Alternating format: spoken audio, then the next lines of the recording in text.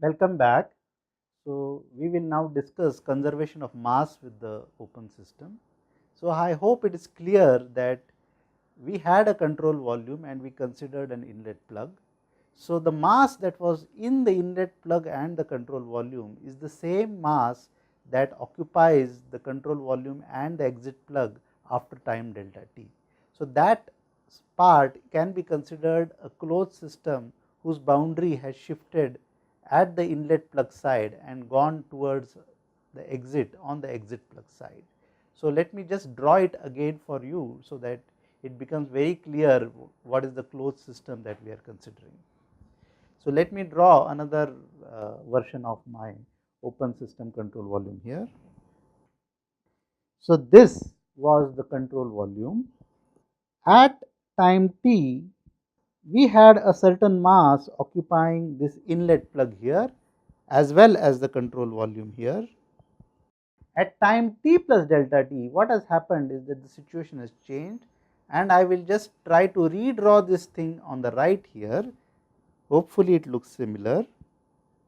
These are the boundaries of the control volume. What has happened is that the mass which was at the inlet plug has completely entered the CV. So, as far as the closed system is concerned, the boundary has moved here and no mass has crossed this boundary. It is just that the boundary has moved here, whereas this boundary has now moved out towards and it is occupying the entire exit plug here. So, the mass that was at time t here is at time t plus delta t occupying this exit plug plus the control volume, and you will notice that there is no more inlet plug at this time. So, this is the same mass that occupied at the control volume and the inlet plug at time t. Now, it is occupying the control volume and the exit plug at time t plus delta t. So, what we can do is have a few properties defined at time t and time t plus delta t, and we will define the properties separately for the control volume and separately for the closed system.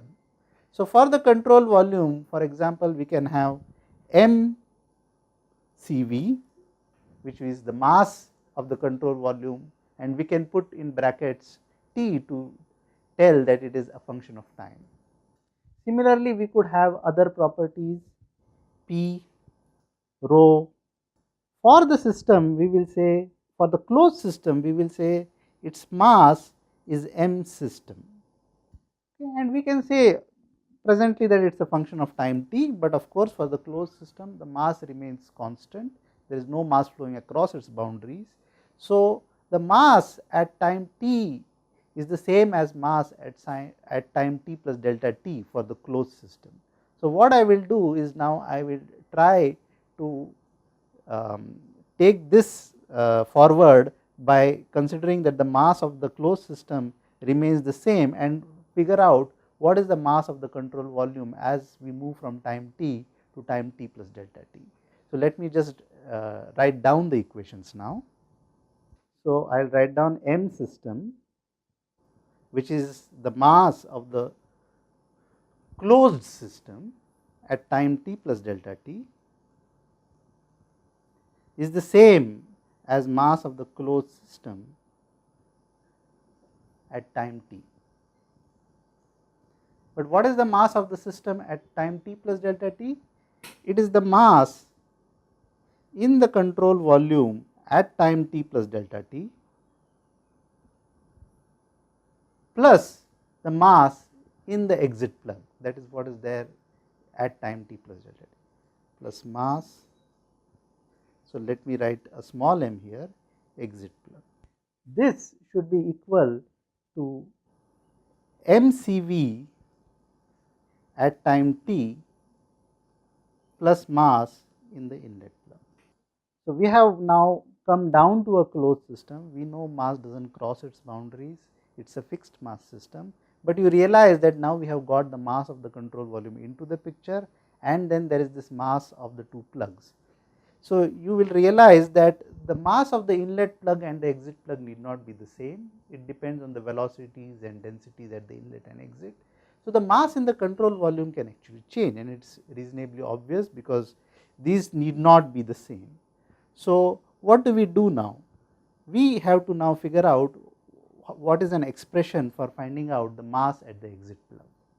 So, what we can do is we write m inlet plug will be just the density times the area times the velocity, that is the flow rate coming in at the inlet side multiplied by delta t. So, whatever is at the inlet, we had already said that we had a definite density, a definite velocity that we could assign, and we are going to use that and say over a small time delta t that remains constant, and hence the mass that is in the inlet plug is nothing but the mass that is contained in that plug, which will just be rho a v at the inlet multiplied by delta t. So, one can consider it as follows: rho I a I v I times delta t. Similarly, the mass at the exit plug can be written in terms of the quantities at the exit side. So, I will just write it as m exit plug is rho E A E V E times delta t, and hence we will have m C V t plus delta t plus rho E A E V E delta t is equal to m C V at time t plus rho I A I V I delta t. So, what we do now is that we divide the whole expression by delta t and bring the terms containing the control volume on one side and take the other terms on the other side. So, we write it as such: m C V t plus delta t minus m C V t upon delta t is equal to rho I A I V I minus rho E A E V E.